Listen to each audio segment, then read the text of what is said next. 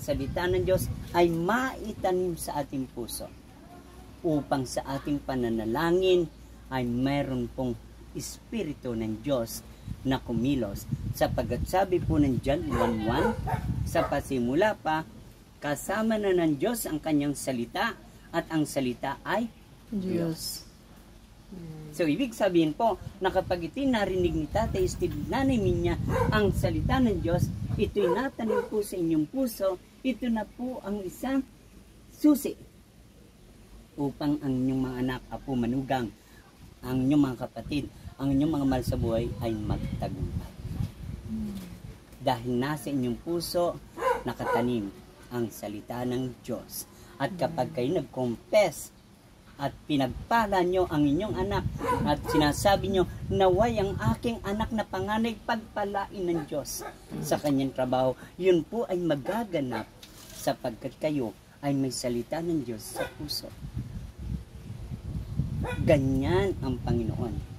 Nang gusto ng Panginoon, huwag tayong maging abala sa maraming bagay. Hindi tayo nag-iisa. Pinili ni Maria ang mabuti at ito'y hindi aalisin sa kanya. Ano po ang pinili natin? Ang makinig ng salita ng Diyos. Bago kayo magluto, ni Tatay Steve, nakinig muna kayo ng salita ng Diyos. At ito ang mabuti niyong ginawa. Na ito'y magdudulot ng magandang kinabukasan po sa inyong buong sambahayan. Habang nabubuhay. Pag tayo po ay namatay, ang Diyos ay magtatanong sa atin, kamusta na ang iyong mga anak? Kamusta na ang iyong mga apo?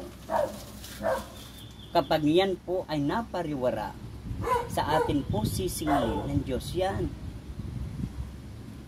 Tayo po ang parurusahan kung sila'y mapariwara. Sabi ng Panginoon, Lucas 18:21, 27, ang hindi mo kayang gawin, Nanay Minya at Tatay Steve, ay kayang gawin ng Diyos. Ang gusto lang niya, prayer mo. Kung yung anak mo ay nagtatagumpay, kayo din po ay tagumpay na makakamtan niyo po ang isang buhay na ganap at kasiya-siya dito sa lupa at maging ang buhay na walang hanggan ay inyong makakamit doon sa langit.